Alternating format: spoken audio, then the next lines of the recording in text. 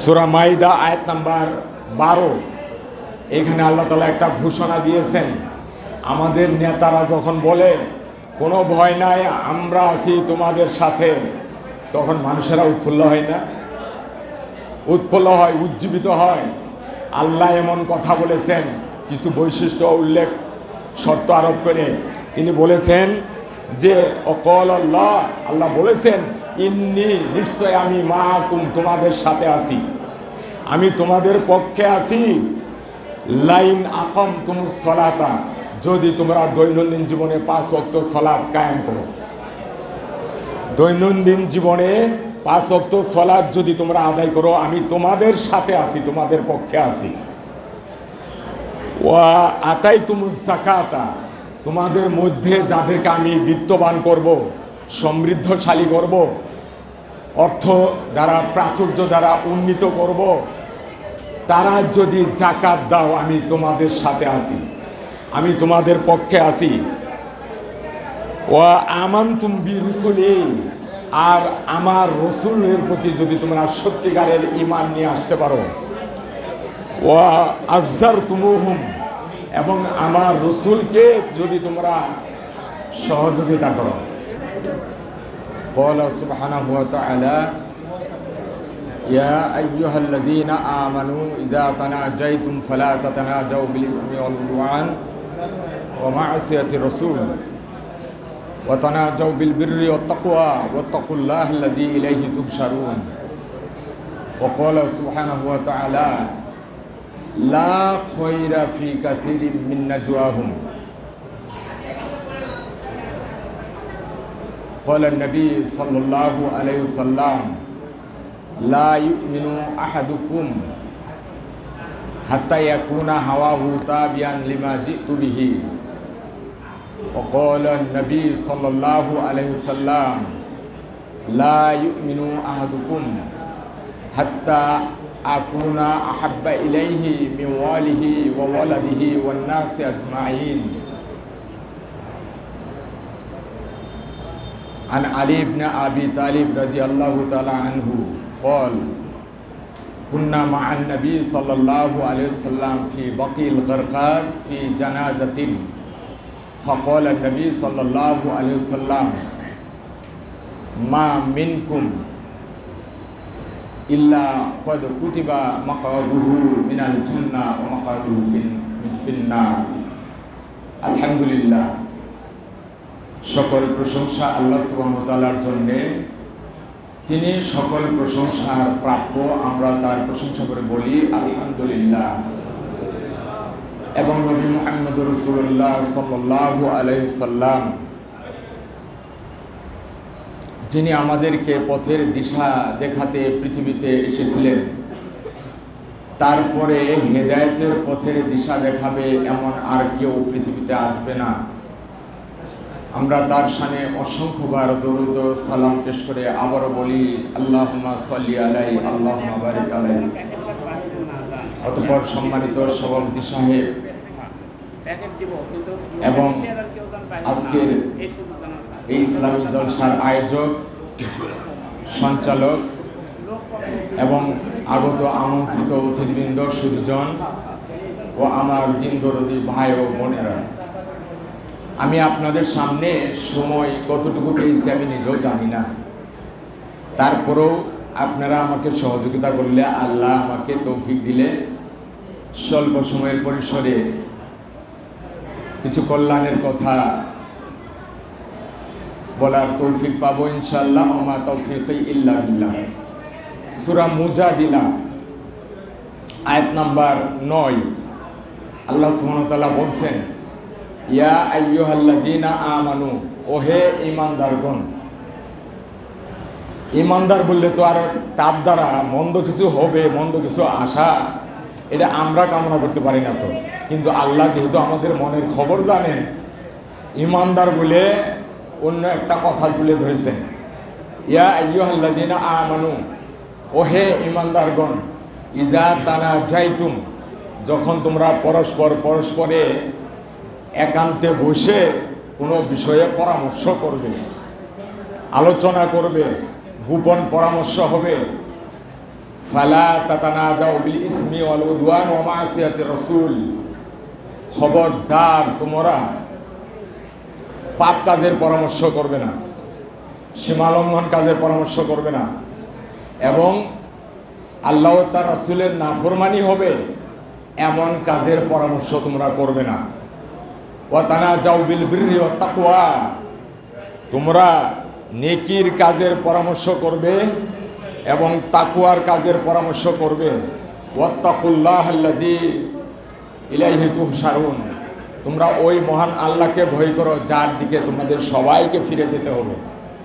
এই আয়াতে আল্লাহ সুবহানাহু ওয়া তাআলা, আপনারা অনেকেই কথা বলতেছেন, আমি বুঝতে পারি না, মৌলানা আব্দুর রাজ্জাক সাহেব যে খেপে যান, এর মধ্যে কারণ আছে। ইসলামিক সেমিনারে কোনো কথা হবে না। এটা সূরা আনফালের 2-3 নম্বর আয়াতে প্রকৃত মুমিনের বৈশিষ্ট্য উল্লেখ করতে গিয়ে তিনি বলেছেন, আল্লাহ তাআলা বলছেন, ইন্নামাল মুমিনুনা আল্লাযীনা ইযা যুকিরাল্লাহু ওয়াজিলাত কুলুবুহুম, শুধুমাত্র প্রকৃত মুমিন তারাই যারা ইসলামী আলোচনা যখন করা হয় কোরআন সুন্নাহর আলোকে তন্ময় হয়ে, অনুরাগী হয়ে একেবারে পিনপন নিরপরায় তারা মনোযোগ দিয়ে আলোচনা শুনবে। কিন্তু আজকের পরিবেশ সেটা নয়। যাক, এইখানে আমি আপনাদের সামনে যে আয়াতটা বললাম সূরা মুজাদ্দিলা আয়াত নাম্বার 9, আমাদের আজকের এই যে ইসলামিক দাওয়াত সেন্টার এবং আমাদের ইসলামিক গ্রন্থাগারের আয়োজনে যে কাজটা সামনের দিকে উত্তর অগ্রসর হচ্ছে, এটা এই আয়াতের আলোকে একটা ভালো পরামর্শের কাজ, ভালো উদ্যোগ বলা যায়। আর সূরা আন-নিসা, সূরা নিসার আয়াত 114-তে আল্লাহ তাআলা বলেছেন যে লা খয়রা ফি কাসীরিম মিন নাজওয়াহুম, মানুষের অধিকাংশ সলা পরামর্শের মধ্যে কোনো কল্যাণ নেই।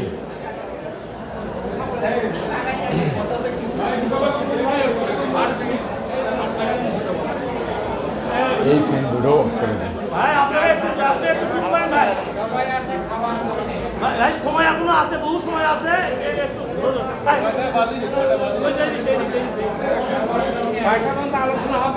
আলহামদুলিল্লাহ, আমি আপনাদের সামনে কিছু কথা বলছি, আপনারা একটু অনুরাগী হন। সূরা নিসা আয়াত 114-তে আল্লাহ উল্লেখ করেছেন লা খয়রা ফি কাসীরিম মিন নাজওয়াহুম, মানুষদের অধিকাংশ সলা পরামর্শ, গোপন বৈঠক, এর মধ্যে কোনো কল্যাণ নাই। তবে যদি কোনো গোপন বৈঠক, কোনো সলা পরামর্শ, কোনো আলোচনা এই উদ্দেশ্যে হয় যে বিসাদাকাতিন, ইসলামের স্বার্থে, ইসলামের কল্যাণে দান সদকা করা হবে, কে কত দিবে, এই উদ্দেশ্যে যদি গোপন বৈঠক হয়, পরামর্শ হয়, আলোচনা হয়, কল্যাণকর। আও ইসলাহিম বাইনান নাস, অথবা মানুষকে ইসলাহ করা হবে, মানুষের মধ্যে ভুলগুলো শুধরে দেওয়া হবে, সংশোধন করা হবে, এই উদ্দেশ্যে যদি মানুষের আলোচনা হয়, পরামর্শ হয়, আল্লাহ এতে কল্যাণ রেখেছেন। ওয়া ইয়াফআল যালিকা ইবতিগা মারদাতিল্লাহ, যে ব্যক্তি বা যারা এমন কাজগুলো আল্লাহর উদ্দেশ্যে করবে তারা অবশ্যই কল্যাণের কাজ করলো, আল্লাহর সন্তুষ্টির কাজ করলো। ফাসাউফা নুতিহি আজরান আজিমা, মহান আল্লাহ সুবহানাহু ওয়া তাআলা তাদেরকে মহা পুরস্কারে পুরস্কৃত করবেন। শুধু গোপন পরামর্শ, সলা পরামর্শ, বৈঠক, ভালো কাজের এই উদ্দেশ্যেই আল্লাহ মহা পুরস্কার দিতে চেয়েছেন। এরপর আসেন আমরা মূলত কি করতে চাই। আল্লাহ সুবহানাহু ওয়া তাআলা সূরা মাইদা এবং সূরা আনফালে একটা ঘোষণা দিয়ে বলেছেন, ভাই বসেন বসেন, সূরা মাইদা আয়াত নাম্বার 12, এখানে আল্লাহ তাআলা একটা ঘোষণা দিয়েছেন। আমাদের নেতারা যখন বলে কোনো ভয় নাই, আমরা আছি তোমাদের সাথে, তখন মানুষেরা উৎফুল্ল হয় না?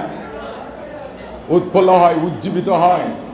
আল্লাহ এমন কথা বলেছেন, কিছু বৈশিষ্ট্য উল্লেখ শর্ত আরোপ করে তিনি বলেছেন যে অকল আল্লাহ, আল্লাহ বলেছেন ইন্নী, নিশ্চয় আমি মাআকুম, তোমাদের সাথে আছি, আমি তোমাদের পক্ষে আছি।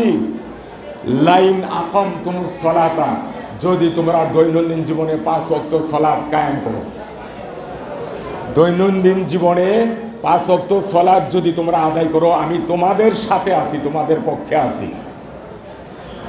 ওয়া আতাইতুমুজ যাকাতা, তোমাদের মধ্যে যাদেরকে আমি বিত্তবান করব, সমৃদ্ধশালী করব, অর্থ দ্বারা প্রাচুর্য দ্বারা উন্নীত করব, তারা যদি যাকাত দাও, আমি তোমাদের সাথে আছি, আমি তোমাদের পক্ষে আছি। ওয়া আমানতুম বিরুসুলি, আর আমার রসুলের প্রতি যদি তোমরা সত্যিকারের ঈমান নিয়ে আসতে পারো। ওয়া আযযারতুমুহুম, এবং আমার রসুলকে যদি তোমরা সহযোগিতা করো। আমার মনে হয় না এখানে আলোচনার কোনো মানে আছে। আচ্ছা, আলহামদুলিল্লাহ, আল্লাহ আমাদের শুভবোধ উদয় করে দিই। আবারও বলি আয়াতটার অর্থ, এই আয়াতটা এর সঙ্গে দুটো হাদিস আমি উল্লেখ করব। আলোচনা সমাপ্ত হবে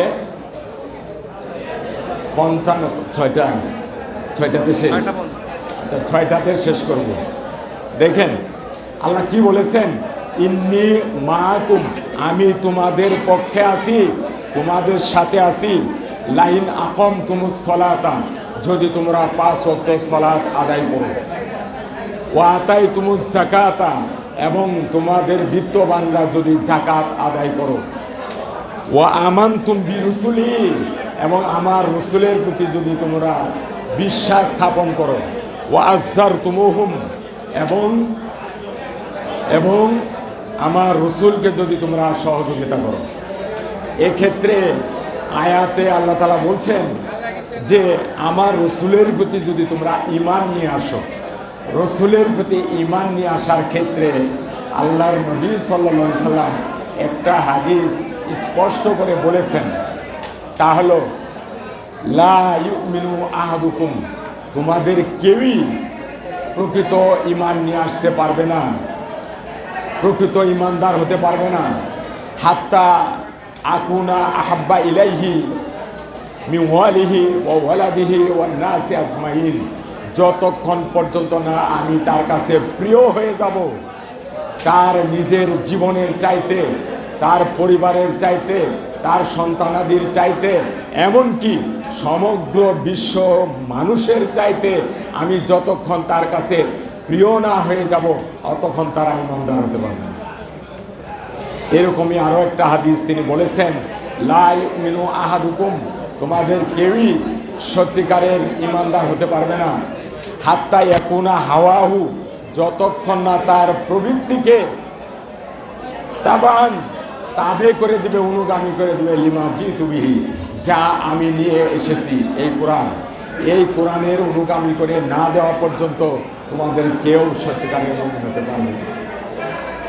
আল্লাহ তৌফিক দিলে আগামী দিনগুলোতে আমরা সুন্দর পরিসরে ইসলামিক দাওয়াত সেন্টার ও গ্রন্থাগারের পক্ষ থেকে আলোচনার পরিবেশ তৈরি করব।